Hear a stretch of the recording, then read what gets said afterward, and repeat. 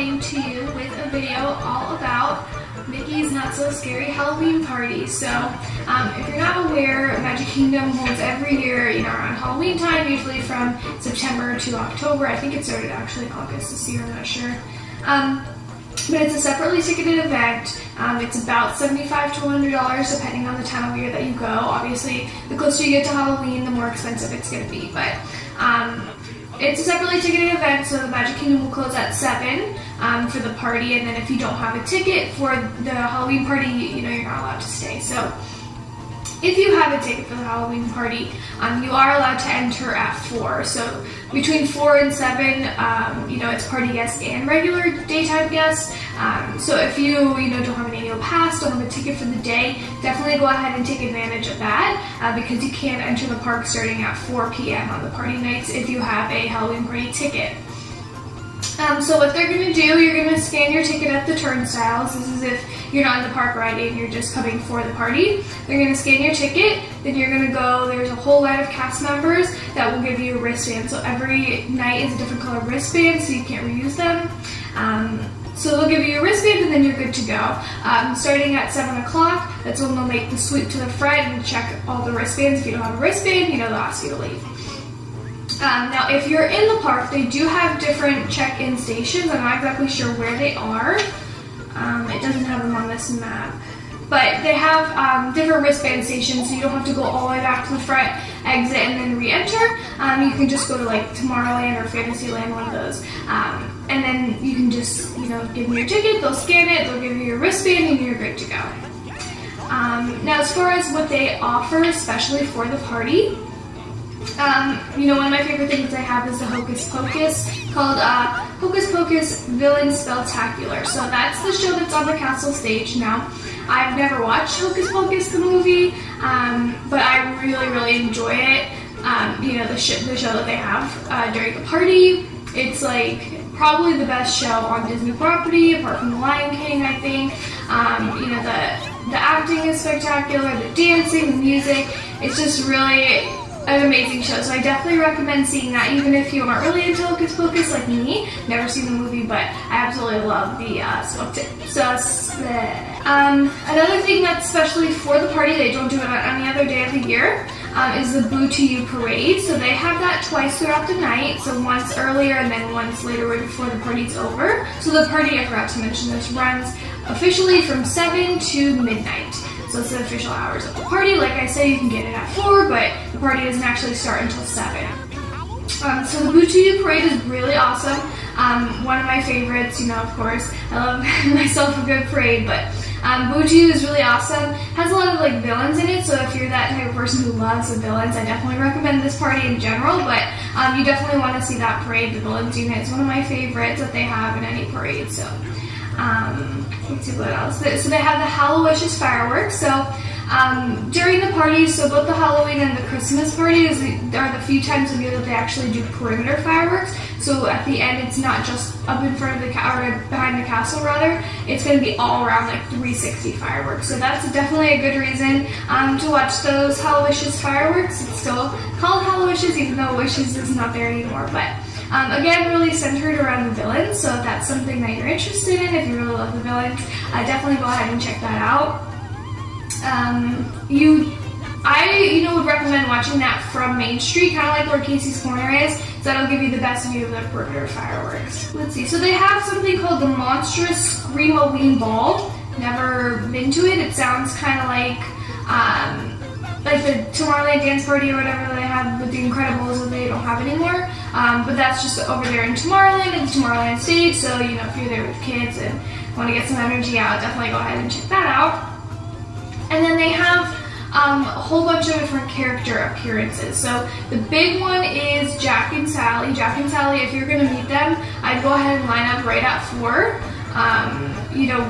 Whenever they let you start lining up. I'm not exactly sure when that is because I've never met them before. Their line is absolutely crazy, so I'd get there, as soon as you can if you're interested in meeting them, because you don't want to be waiting in that line all night, wasting your party time that you paid for. So another big one is Moana. Moana meets during the party in Adventureland by the Jungle Cruise.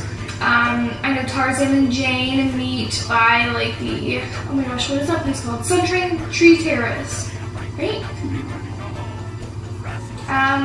It's the place by the ear stand right when you walk into Adventureland. I think it is Sunshine Tree Terrace, but I'm getting it mixed up with the other one that's by the carpets. It's not that one.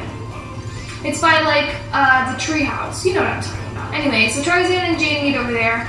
I love characters, but I don't love waiting in line for them. So unless it's like somebody really big, I don't even know who I wait that long line for, to be quite honest. I know Ariel and Prince Eric also meet by, I guess, the grotto. That's the only one I would probably wait in line for, but I've met them before, so I didn't on my last trip. I'm more into like the entertainment that I can't really see any other day as opposed to the characters I can't see any other day, but it really just depends, you know, on your preferences. If you really don't care about parades and you really want to meet Tarzan and Jane, definitely go ahead and do that because you can't really meet them together any other time. So, of course, another big aspect of the Halloween parties is the treat stops. So they have a whole bunch of different treat stops. 12. So they have 12 treat stops. You know, you could go through those pretty quickly and get your bag full. When we left, we didn't even really focus on the treat stops that much, but I think we hit almost all of them except for the one in Storybook Circus.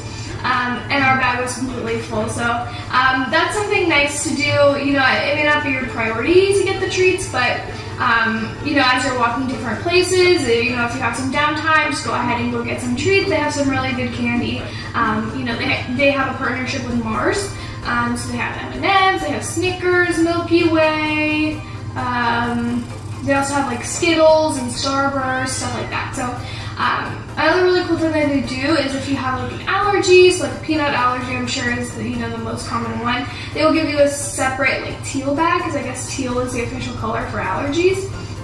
And they'll give you a separate teal bag, so whenever you go to the treat stops, the cast members know to, you know, pull from a separate set of treats that won't, you know, make your allergies act up or whatnot. So that's a really cool option that they have as well. So another thing that they have there is, of course, specialty merchandise.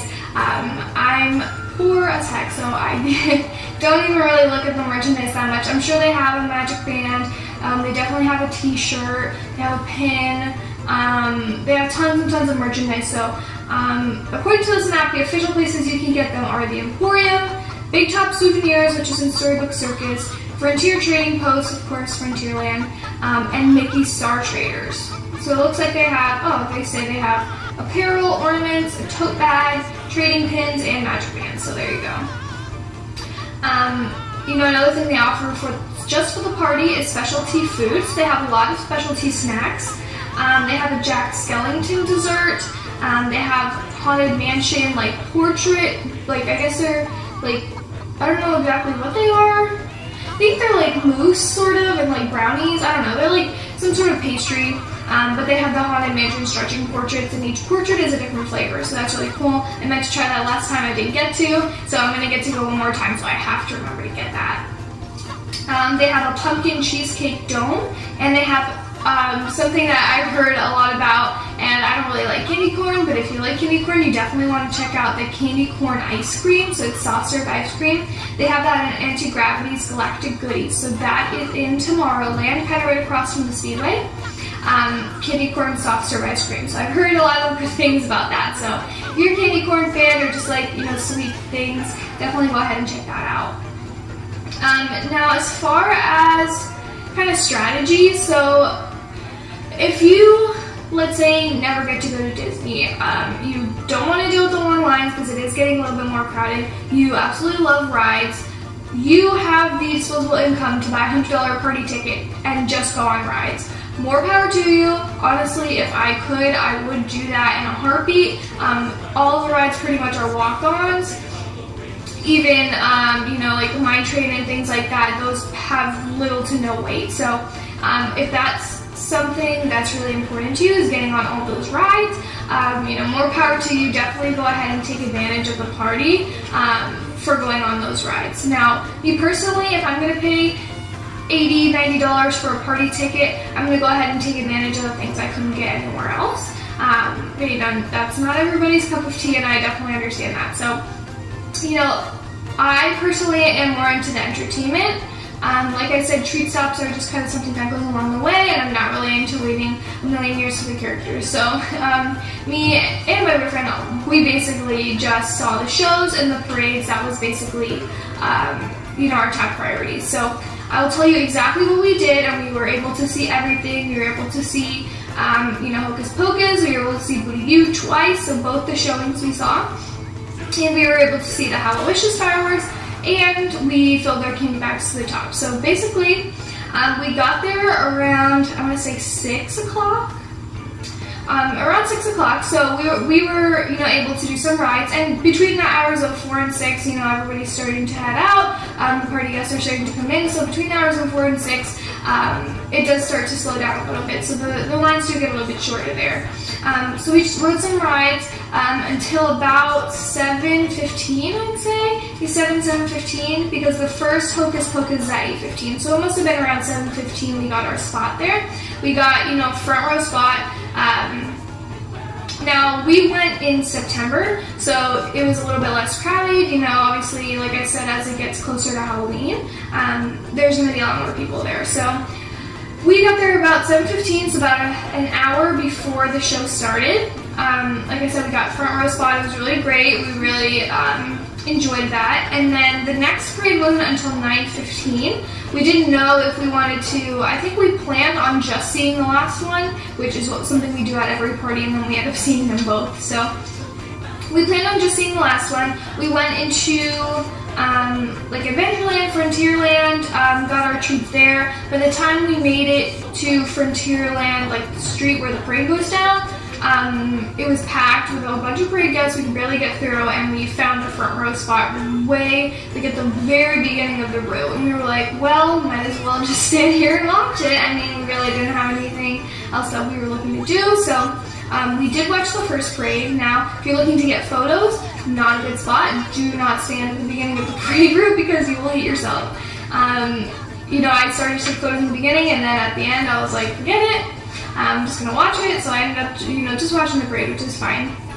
Lesson learned on that one, but like I said, we weren't even planning on watching it, so. After that, we went around and we got more candy, so we went like through Fantasyland, the rest of Frontierland, and then the Hallowish's fireworks were at 10:15. So, like I said, the parade was at 9:15, so it was over by about 9:30, 9:35. And then we made our way over and probably got a spot for Hallowish's around 9:45, 9:50, so about 20-30 minutes before they start. You know, Main Street's pretty big, and surprisingly it's not that crowded for the fireworks, so we actually ended up sitting in the hub grass, right up against the front gate of the hub grass. It was an okay spot. I felt kind of bad standing up, so I just squatted the whole time because I didn't want to block anybody.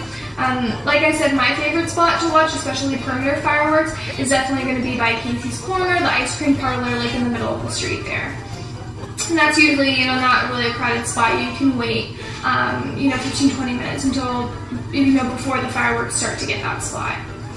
And then, so by the time Hallowish's was over, it was about 10:30, 10:35. We waited there for a little bit, probably until 10:45. And then we went and got a spot for Boo to You at the very, very end of the parade route. So we were right in front of City Hall. We tried to get a spot with lights. By that time, pretty much everybody had gone, so it was not crowded at all. There were still spots like right up until the parade started, which is really typical of that, you know, this sort of thing where the parade is not until 11 p.m. Because everybody, you know, with kids leaves right after the fireworks. So if you have to choose which parade you want, definitely go for the last one because you don't have to wait as long for your spot.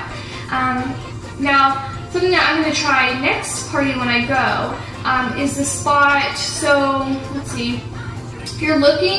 If you're standing like under the train station looking at the castle, all the way on the right, is on like that corner by the ear stand. I think there's like a trash can over there. There's a big bright light over there that comes up. So I hope I did a good job describing that. Hopefully somebody can take advantage of that. I'm sorry if it's bad. I've never tried it before, but when we were in front of City Hall, I saw that spot and I was like, wow, those lights are so bright. So I'm going to try that next time and I will report back. But the spot that we stood in, the lighting was not good. So either go all the way like by the car barn. I think the lighting was better over there. I'm not sure. That parade's just so hard. There's really no way that you can get, you know, great photos unless you are extremely skilled photographer, which I am not. So,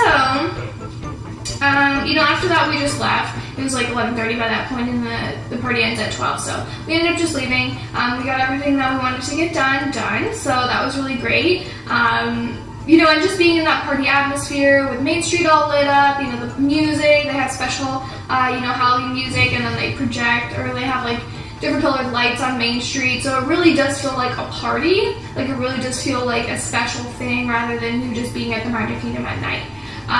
If you've never been, which I hadn't been until last year, so I really didn't know what I was missing, but if you've never been, you love Halloween, definitely go ahead and check it out. You love Disney in general, you know, I'd say it's something that you have to do at least one time.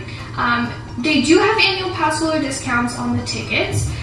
They're not the best discounts. They're probably like $15 off or something, but if you know a cast member, you know, well enough that, you know, they need to go to the party with you, I believe that's the new rule. If they buy you a discounted ticket, they need to be there with you to use it. So if you have a good friend that's a cast member and you'd like to go with them, they get really good discounts. Like I said, they need to be with you to use that ticket, so just keep that in mind. But, you know, even with the $75 price tag, it is a little pricey. I'd say it's worth it to go, you know, at least once if you've never been. So I hope all of this was helpful. I think this ended up being like a 20-minute video, so that's really great. If you have any other questions, feel free to go ahead and tweet me. I also did a podcast on Talk About the Magic, where I, you know, gave a little bit more pointers, so I'm not sure if there's anything I said in there that I didn't say in here, but I'll go ahead and leave a link to that in the description of this video, so you can check it out, give it a listen. Otherwise, I think that is all I have. If you guys have any, you know, other ideas or videos you want to see from me, definitely go ahead and let me know. Other than that, I will see you in my next video. Bye! Hope you're having a good time. It's not so very scary. Wow, you look terrific. It's really